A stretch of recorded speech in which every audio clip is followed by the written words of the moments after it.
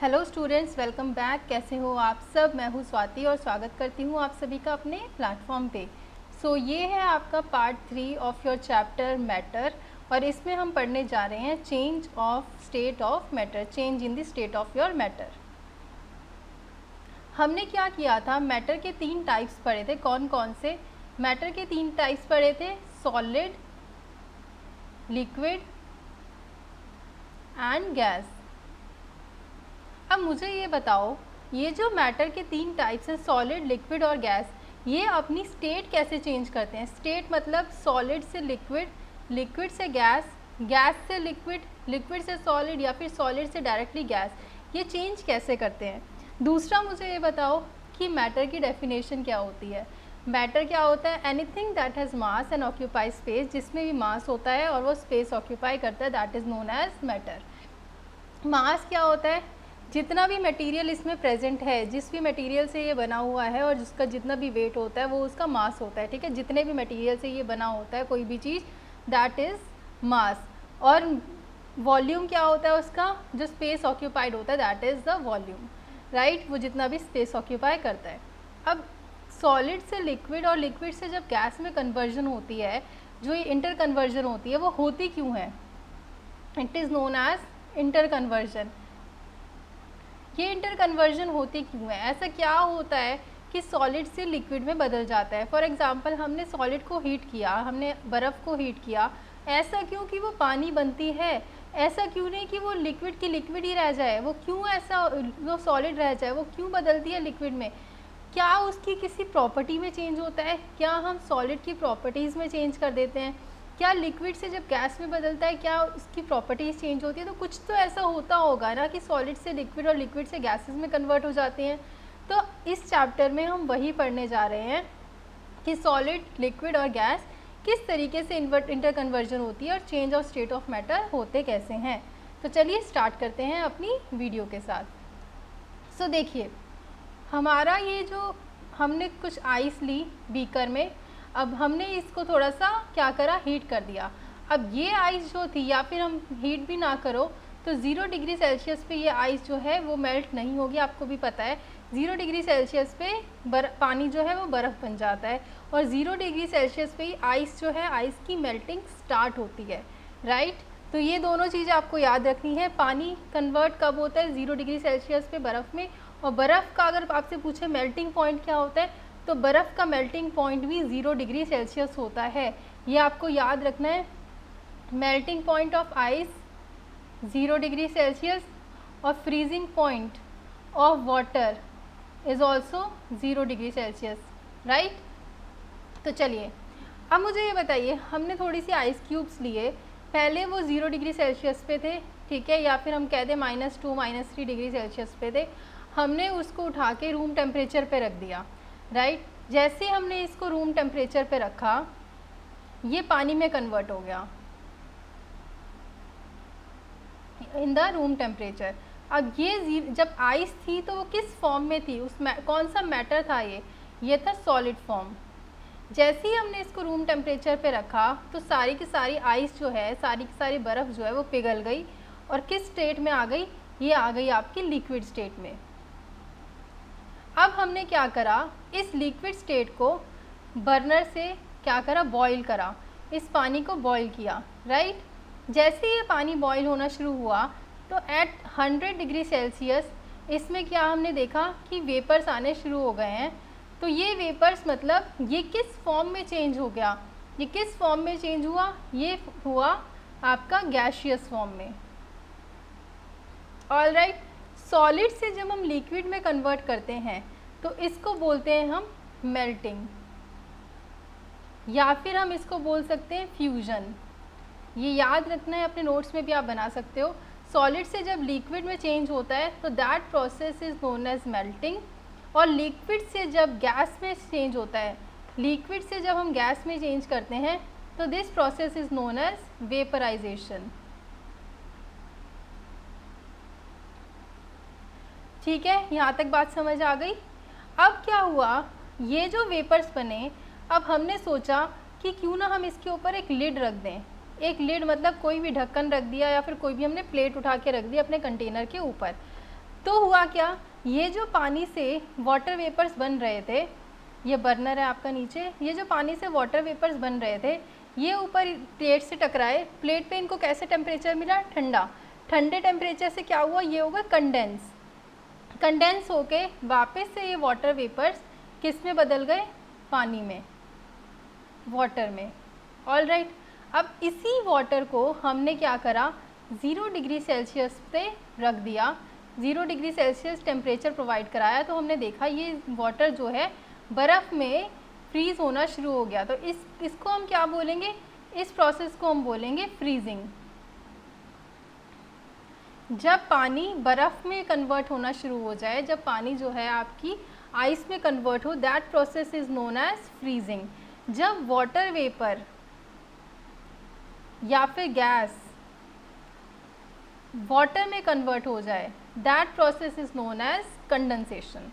आई hope आपको समझ आया होगा। अब ये डायग्राम देखिए, डायग्राम में क्या लिखा है, सॉलिड से जब हम मेल्टिंग करते हैं, जब सॉलिड की मेल्टिंग होती है तो दैट क्या आता है हमारे पास, लिक्विड। सॉलिड से लिक्विड जब आता है हमारे पास, सॉलिड से लिक्विड मिलता है तो प्रोसेस लगता है उसमें मेल्टिंग। लिक्विड से जब वेपराइजेशन होती है, इवेपोरेशन नहीं है, वेपराइजेशन है, लिक्विड की जब वेपराइजेशन होती है तो बनती है गैस। ठीक है, ये समझ आया। जब लिक्विड को हम फ्रीज़ करते हैं या फिर सॉलिडिफाई करते हैं तो सॉलिड बनता है, और सिमिलरली गैस को जब हम कंडेंस करते हैं तो हमारी लिक्विड बनती है। यहाँ तक ये वाला पार्ट आपको समझ आ गया होगा, इतना, ठीक है। अब एक प्रोसेस हमारा और होता है जिसमें जो सॉलिड है वो लिक्विड में चेंज होने की बजाय डायरेक्टली गैस में होता है चेंज, मतलब वो लिक्विड में नहीं चेंज होता, हमारा सॉलिड डायरेक्टली गैस में चेंज होता है, तो that process is known as sublimation. और जब गैस डायरेक्टली लिक्विड में चेंज होती है, जब गैस डायरेक्टली हमारी सॉलिड में चेंज होती है लिक्विड की बजाय, तो that process is known as deposition. अब कई बार एग्जाम्स में डिपोजिशन वर्ड आपको नहीं दिया होगा, तो आपको वहाँ पर भी सब्लिमेशन मार्क करके आना है। ठीक है, सब्लिमेशन इज़ वेरी इंपॉर्टेंट। आपसे ये पूछा जाएगा कि जब डायरेक्टली जो आपका सॉलिड गैस में कन्वर्ट होता है, the change of solid into gas directly, that process is known as sublimation. यहाँ तक क्लियर हो गई बात, आगे चलते हैं। Change in state of matter, effect of change of temperature. अब यहाँ पर हम देखेंगे, मैंने आपको पिछली वीडियो में बताया था कि जो हमारा चेंज ऑफ मैटर होता है, change of state of matter होता है,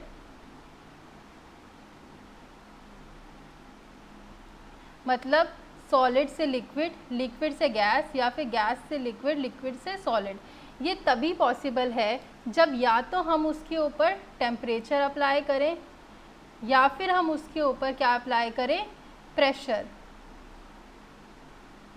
ठीक है, ज़्यादा टेम्परेचर करेंगे तो सॉलिड से किस में बदल जाएगा, लिक्विड में।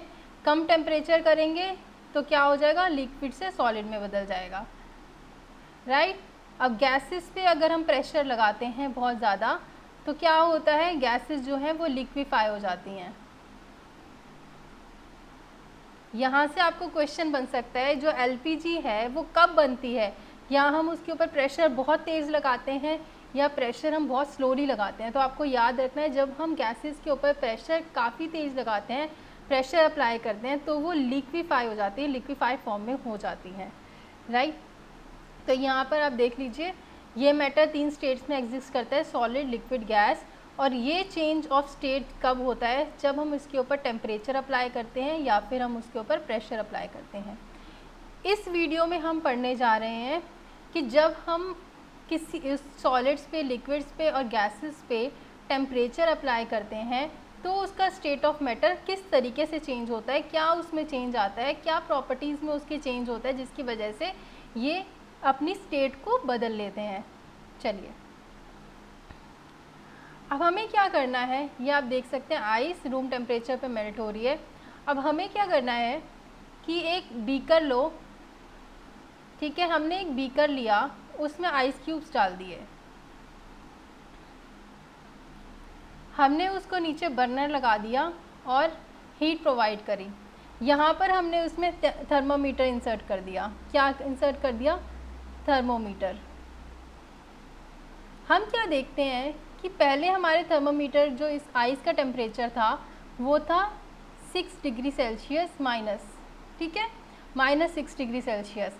फिर धीरे धीरे टेम्परेचर इंक्रीज़ हुआ तो क्या हुआ? +5 डिग्री सेल्सियस। अगले ही सेकंड, नेक्स्ट सेकंड उसका टेम्परेचर हो गया 4 डिग्री सेल्सियस। उसके अगले सेकंड हुआ 3 degree Celsius, 2 degree Celsius, 1 degree Celsius, फिर आया 0 डिग्री सेल्सियस, ठीक है। जब 0 डिग्री सेल्सियस टेम्परेचर हो गया, कम हो गया, तो हमने नोटिस किया कि ये जो हमारी आइस थी वो मेल्ट होनी शुरू हो गई 0 डिग्री सेल्सियस पे। प्लस हमने एक और चीज़ नोटिस करी कि ये जो 0 डिग्री टेम्परेचर था ये सेट हो गया। हमने अगले सेकंड देखा तो भी 0 डिग्री था, जबकि हीट हम कांस्टेंट अप्लाई कर रहे हैं उसके ऊपर। ऐसा नहीं कि हमने बर्नर हटा लिया है, बर्नर हमारा कांस्टेंटली चालू है, हीट हमारी कांस्टेंटली सप्लाई हो रही है।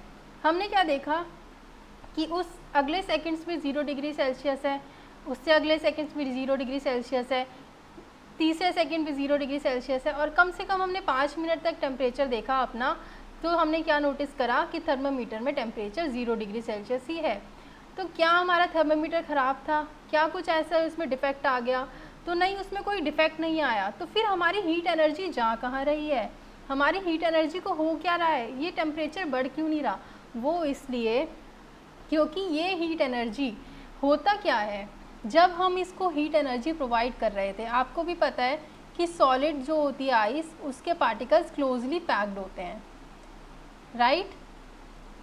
जब हमने इसको हीट एनर्जी प्रोवाइड करनी शुरू करी तो पार्टिकल्स ने काइनेटिक एनर्जी गेन करी, मतलब मूव करने की जो उनकी क्षमता होती है, जो मूव करते हैं वो, उसी को काइनेटिक एनर्जी बोलते हैं। तो ये पार्टिकल्स आपस में मूव करने लग गए बहुत तेज़, राइट।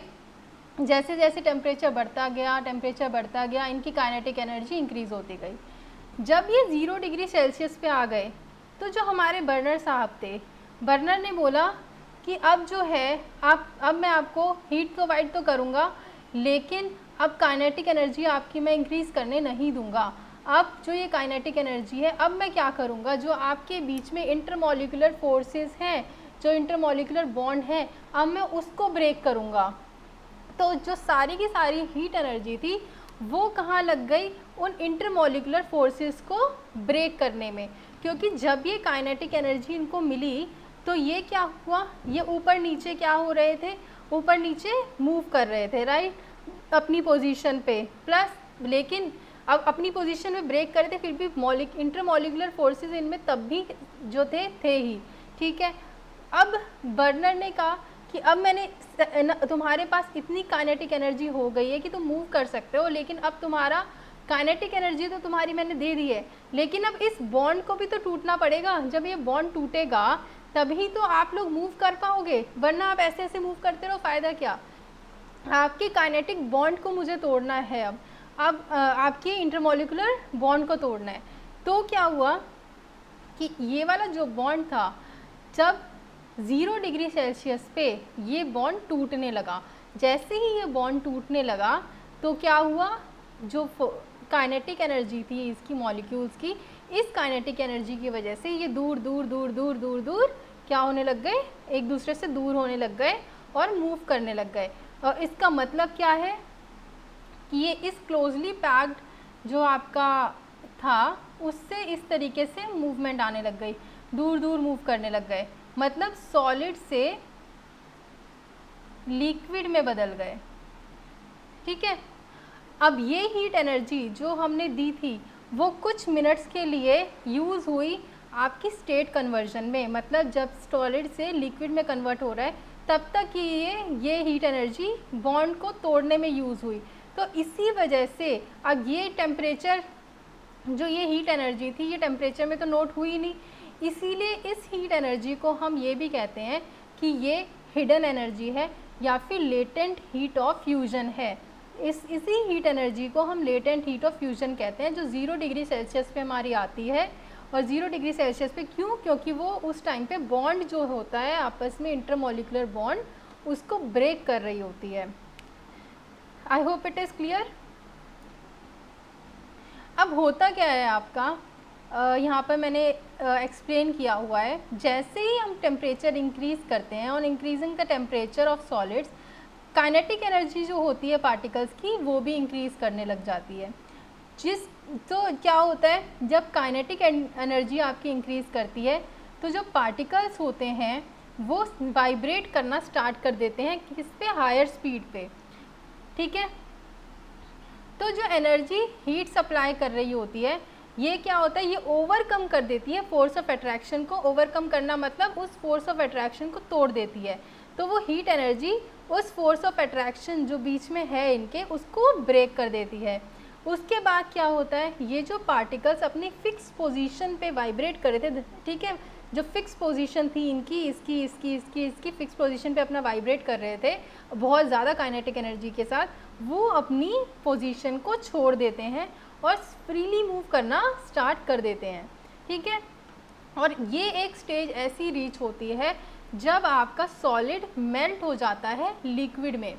सो ये प्रोसेस होता है आपका, इस वजह से जो है आपकी मेल्टिंग होती है सॉलिड से लिक्विड में। दूसरा पॉइंट है हमारा, melting point of solid is indication of strength of force of attraction between them. That means जितना फोर्स ऑफ अट्रैक्शन स्ट्रॉन्ग होगा पार्टिकल्स के बीच में, उतना ही मेल्टिंग पॉइंट उसका बहुत ज़्यादा होगा, क्योंकि बॉन्ड को तोड़ने में उतनी ही ज़्यादा एनर्जी लगेगी, उतनी ही ज़्यादा आपकी हीट लगेगी। इस वजह से मेल्टिंग पॉइंट जो है उसका ज़्यादा होगा।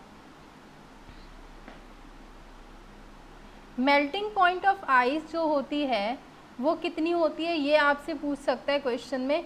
तो मेल्टिंग पॉइंट ऑफ आइस या तो 0 डिग्री सेल्सियस, ठीक है, 0 डिग्री सेल्सियस, या फिर 273.16 केल्विन। ये याद रखना है, 0 डिग्री सेल्सियस या फिर 273.16 केल्विन। करना क्या है आपको, इसका स्क्रीनशॉट ले लो, ये इम्पॉर्टेंट है। ऑलराइट,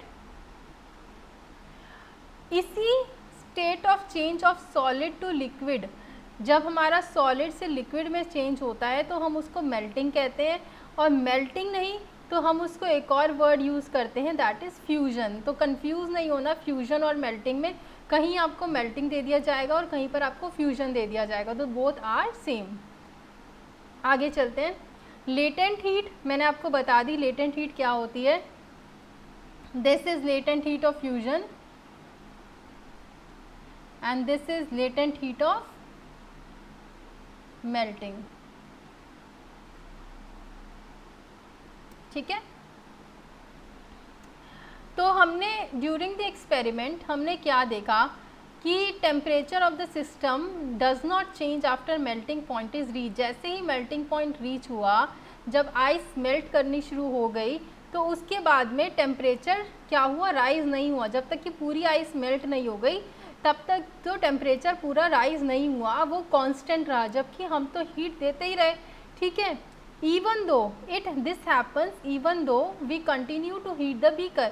ये तब भी हुआ जब हम बीकर को कंटिन्यूसली हीट करते रहे।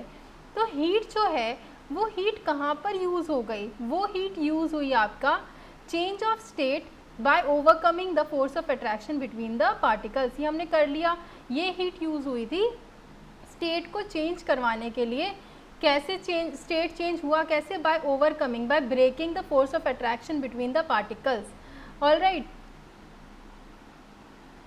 तो जो हीट एनर्जी थी आपकी वो क्या हुई है आइस में, वो आइस में ऑब्जर्व हो गई विदाउट चेंजिंग द टेम्परेचर। ठीक है, तो हीट एनर्जी कहाँ एब्जॉर्ब हो गई, आइस ने उसको एब्जॉर्ब कर लिया टेम्परेचर को चेंज कराए बगैर। So it is considered that it is hidden. तो ये कंसीडर हुआ that this heat is hidden in the contents of beaker, कि ऐसा बोला गया कि ये जो हीट है वो हाइड हो गई बीकर के कंटेंट्स में, तो इसीलिए इसको लेटेंट हीट भी बोला गया। ठीक है, तो और लेटेंट हीट ऑफ फ्यूजन की डेफिनेशन क्या है, ये वेरी इंपॉर्टेंट, ये आपके पेपर में बनता है। तो जो अमाउंट ऑफ हीट रिक्वायर होती है 1 केजी आइस को, 1 केजी सॉलिड को मेल्ट होने करने के लिए लिक्विड में, 1 केजी सॉलिड को लिक्विड में कन्वर्ट करने के लिए at atmospheric pressure at melting point is known as latent heat of fusion. This is very important point, ये आपको याद रखना है कि amount of heat energy that is required to change 1 kg of solid या 1 kg of ice into water at atmospheric pressure। अब ये atmospheric pressure क्या होता है, ये आपको थोड़ा सा समझाना पड़ेगा। इसकी यूनिट होती है ATM, ठीक है। एटमॉस्फेरिक प्रेशर होता क्या है, जो हमारी अर्थ होती है, आप सभी को पता है, जो हमारी अर्थ है वो सबको पुल कर रही होती है अपनी तरफ एक ग्रेविटेशनल फोर्स से। ग्रेविटेशनल फोर्स कितना होता है इसका, 9.8, ठीक है। तो अर्थ जो है सबके ऊपर एक फोर्स अप्लाई कर रही होती है, एक प्रेशर अप्लाई कर रही होती है और अपनी तरफ खींच रही होती है। इसी तरीके से जो हमारे अर्थ का एटमॉस्फेयर है उसे भी अर्थ जो है अपनी तरफ खींचती है, ठीक है। जब अपनी तरफ खींचेगी तो होगा क्या, ये देखिए, ये हमारी अर्थ है, ये हमारा एटमॉस्फेयर है। अर्थ इस एटमॉस्फेयर को अपनी तरफ खींचती है लाइक दिस। तो हम लोग यहाँ खड़े हैं, अर्थ हमें भी खींच रही है नीचे की तरफ, राइट। तो ये जो प्रेशर है जो अर्थ लगा रही है एटमॉस्फेयर के ऊपर, ये हमें भी फील होता है। तो इसी प्रेशर को हम बोलते हैं atmospheric pressure. Latent heat of fusion कितना होता है, 3.34 इंटू 10⁵ यहाँ से इसको मत आपको वो करना, it is 3.34 into 10⁵ joules per kg, right. Latent heat of fusion होता है इतना। तो यहाँ से ये भी क्वेश्चन बनता है आपका, एक क्वेश्चन आपका बनेगा लेटेंट हीट से कि लेटेंट हीट क्या होती है, वो आपसे पूछ सकते हैं। दूसरा क्वेश्चन बनेगा आपका लेटेंट हीट ऑफ फ्यूजन, कि लेटेंट हीट ऑफ फ्यूजन क्या होती है, दूसरा क्वेश्चन। तीसरा क्वेश्चन है लेटेंट हीट ऑफ फ्यूजन कितनी होती है, तो 3.34 इंटू 10⁵ जूल्स पर केजी। ये सब याद होना चाहिए आपको, ठीक है।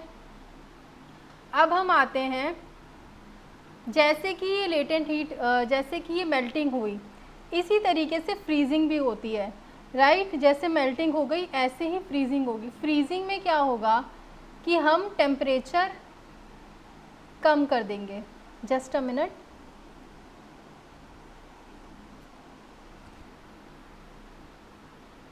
ये मैं इरेज कर देती हूँ ताकि मैं आपको फ्रीजिंग समझा पाऊँ।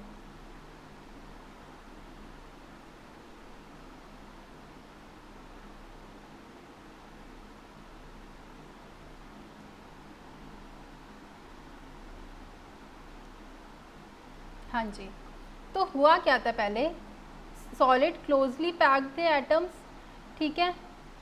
हमने हीट प्रोवाइड कराई इन एटम्स को, इन मॉलिक्यूल्स को हीट प्रोवाइड हुई, तो हुआ क्या, ये अपने प्लेस पे क्या होने लग गए, वाइब्रेट होने लग गए। अपने प्लेस पे बहुत तेज़ वाइब्रेट होने लग गए और काइनेटिक एनर्जी जो है इनकी बहुत ज़्यादा इंक्रीज़ हो गई। उसके बाद में हीट ने जो इनके इंटरमॉलिक्यूलर फोर्सेस थे उसको ओवरकम किया, उसको ब्रेक किया, और जिस ब्रेक होने की वजह से, काइनेटिक एनर्जी तो थी ही थी पहले उनमें, ब्रेक होने की वजह से क्या हुआ कि ये जो मॉलिक्यूल्स थे ये दूर दूर चले गए, आपस में दूर दूर हो गए। और मॉलिक्यूल्स दूर किसके होते हैं, मुझे ये बताओ, ये पैकिंग किसकी होती है, ये होती है लिक्विड की, लिक्विड, ठीक है। उसके बाद में हमने इस लिक्विड को टेम्परेचर कम किया। जैसे ही हमने इसका टेम्परेचर कम किया, पहले हमने टेम्परेचर बढ़ाया था, लेकिन जब हमने लिक्विड का टेम्परेचर कम किया तो हुआ क्या, ये इन्होंने अपनी एनर्जी लूज़ कर दी, ठीक है। ये जो एनर्जी थी ये लूज़ हो गई और ये क्या हुआ, आपस में पास आने लग गए। जैसे ही एनर्जी लूज़ हुई, ये पास आने लग गए, तो हुआ क्या, ये इनका जो फोर्स ऑफ अट्रैक्शन था वो इंक्रीज़ कर गया और ये आपस में फ्रीज़ हो गए, ठीक है। हुआ क्या, एनर्जी लूज़ हुई पहले काइनेटिक एनर्जी बहुत सारी थी, अब इनकी काइनेटिक एनर्जी लूज़ हो गई, जैसे ही हमने टेम्परेचर कम किया काइनेटिक एनर्जी लूज़ हुई तो ये पास में आने लग गए। वो जैसे ही पास में आए तो फोर्स ऑफ अट्रैक्शन बढ़ गया और आपस में एक दूसरे को ये अट्रैक्ट करना शुरू कर दिया, और एक पॉइंट ऐसा आया कि ये सब हो गए फ्रीज। तो that process is known as freezing. तो मतलब वाटर से बर्फ़ में इस तरीके से फ्रीजिंग होती है आपकी। बॉइलिंग, बॉइलिंग भी सेम प्रोसेस है। जैसे ही हम हीट सप्लाई करेंगे पानी को तो होगा क्या, जो पार्टिकल्स हैं वो तेज़ तेज़ मूव करना शुरू कर देंगे। ये वाटर के मॉलिक्यूल्स हैं, इनकी मूवमेंट तेज़ हो जाएगी, मतलब जो काइनेटिक एनर्जी है इनकी वो तेज़ हो जाएगी। एक सर्टेन टेम्परेचर पॉइंट रीच होगा जब पार्टिकल्स के पास इतनी एनर्जी होगी कि जो फोर्स ऑफ अट्रैक्शन, अब आपको पता है सॉलिड में फोर्स ऑफ अट्रैक्शन बहुत ज़्यादा होता है, लिक्विड में थोड़ा सा कम होता है और गैसेस में बिल्कुल ही नहीं होता। तो एक टेम्परेचर इनको ऐसा मिलेगा लिक्विड को, जब हम हीट करेंगे इसको, एक टेम्परेचर ऐसा होगा जब इतनी एनर्जी होगी इनकी कि जो पहले प्रोसेस रिपीट हुआ था, जो फोर्स ऑफ अट्रैक्शन है, ये हीट एनर्जी उस फोर्स ऑफ अट्रैक्शन को ओवरकम कर लेगी, मतलब उस फोर्स ऑफ अट्रैक्शन को तोड़ देगी और क्या कर देगी, बढ़ा देगी। ठीक है, जैसे ही फोर्स ऑफ अट्रैक्शन इसका टूटेगा, इनके बीच का फोर्स ऑफ अट्रैक्शन टूटेगा लिक्विड के, तो क्या होगा कि ये काइनेट बहुत तेज़ी से मूव करने लग जाएंगे अलग अलग डायरेक्शंस पे, और इसी तरीके से क्या होगा, ये वेपर्स बन जाएंगे। ठीक है, जैसे इनका स्पेस आपस में बढ़ेगा, जैसे इंटरमोलिकुलर स्पेस बढ़ेगा तो ये वेपर्स में कन्वर्ट हो जाएंगे। So this is known as latent heat of vaporisation. तो एक पॉइंट ऐसा आएगा जब इनकी जो हीट एनर्जी होगी, अगर हम यहाँ पर थर्मामीटर तब रखेंगे, तो एक पॉइंट ऐसा आएगा जब थर्मामीटर में फिर से टेम्परेचर जो है वो क्या होगा, कांस्टेंट हो जाएगा। जब ये वेपर्स में कन्वर्ट हो रहे होंगे, सारा का सारा पानी जब वेपर्स में कन्वर्ट हो रहा होगा, तो उस टाइम पे 5-6 मिनट तक टेम्परेचर में कोई भी चेंज नहीं आएगा। क्यों? क्योंकि वो जो हीट है वो वाटर वेपर्स ले रहे हैं ताकि उनका फोर्स ऑफ अट्रैक्शन टूट जाए, बीच में से फोर्स ऑफ अट्रैक्शन ख़त्म हो जाए, नेग्लिजिबल हो जाए। ठीक है, तो वो हीट वहाँ पर यूज़ हो रही है, इसीलिए वो हीट कहते हैं कि वो कंटेंट्स ऑफ बीकर में हिडन हो गई है, या फिर हम उसको लेटेंट हीट ऑफ वेपराइजेशन भी बोलते हैं। This heat is known as latent heat of vaporisation. So boiling point क्या होता है आपका, the temperature at which liquid starts boiling at atmospheric pressure is known as boiling point. Celsius to Kelvin में अगर आपको कन्वर्ट करना होता है तो आपको पता है कि 100 डिग्री सेल्सियस बॉइलिंग पॉइंट होता है। 100 डिग्री सेल्सियस पे वेपर्स में कन्वर्ट होना शुरू हो जाता है पानी आपका, ये सभी को पता है। अगर आपको सेल्सियस से केल्विन में कन्वर्ट करना है तो आपको याद रखना है 100 + 273 आप करोगे तो 373 केल्विन, ये आपका आंसर आएगा। और बॉइलिंग एक बल्क फिनोमिना है, ये भी आपको याद रखना है। बल्क फिनोमिना क्यों है? इवेपोरेशन क्या होती है, जब सरफेस के ऊपर से पानी उड़ता है, लेकिन बॉइलिंग जो है वो बल्क में होती है। ऐसा तो नहीं है ना कि ऊपर ऊपर के पानी की तो बॉइलिंग हो गई और नीचे का पानी ठंडा है, ऐसा तो नहीं होता ना। सारा का सारा पानी बॉयल होता है ऊपर से नीचे तक, इसीलिए इसको कहते हैं बल्क फिनोमिना, क्योंकि सिर्फ सरफेस पे ये एक्ट नहीं कर रहा, सिर्फ सरफेस से वो नहीं हो रहा ये बॉयल, पूरा ही पानी बॉयल हो रहा है, तो इसलिए इसको क्या बोलेंगे, bulk phenomena. Boiling is a bulk phenomena, it is an important question again. वैसे मैं MCQ आपको कराऊंगी कल फिर से, तो कोई टेंशन वाली बात नहीं है। अब आता है हमारा सब्लिमेशन। तो ये देखिए आप, हमने एक बीकर में अमोनियम क्लोराइड और सॉल्ट लिया, ठीक है, हमने उसको हीट करा, एक चाइना डिश ले रखी है हमने, बर्नर है। तो हम क्या देखेंगे, जैसे ही हम हीट कर रहे हैं और ऊपर से हमने एक इन्वर्टेड फनल लगा दिया है और ऊपर एक कॉटन प्लग लगा दिया है, ठीक है, ताकि जो है इसके वेपर्स बाहर ना जा पाएँ। तो हमने देखा क्या कि ये जो अमोनियम क्लोराइड है ये डायरेक्टली जो है वेपर्स में कन्वर्ट हो गया, ये लिक्विड फॉर्म में चेंज नहीं हुआ, ये डायरेक्टली जो है वेपर्स में कन्वर्ट हो गया। और वेपर्स जैसे ही कॉटन प्लग के पास गए और बीकर को टच करा वेपर्स ने, तो ये वापस से सॉलिडिफाई हो गए। मतलब क्या है, सॉलिड से डायरेक्टली गैस में कन्वर्ट हुए और गैस से डायरेक्टली सॉलिड में कन्वर्ट हुए। तो इसी प्रोसेस को हम क्या बोलते हैं, सब्लिमेशन। ठीक है, सो ये आपको याद होना चाहिए कि सब्लिमेशन क्या होता है। तो the process of conversion of solid to gas directly is known as conversion, और gas to solid directly is known as sublimation. और ऊपर वाला भी सब्लिमेशन था, कन्वर्जन नहीं, सब्लिमेशन, ठीक है, conversion of solid to gas directly. So this is all for today. I hope आपको लेक्चर पसंद आए और इस लेक्चर को ध्यान से देखिएगा। Till then take care, good luck and keep studying.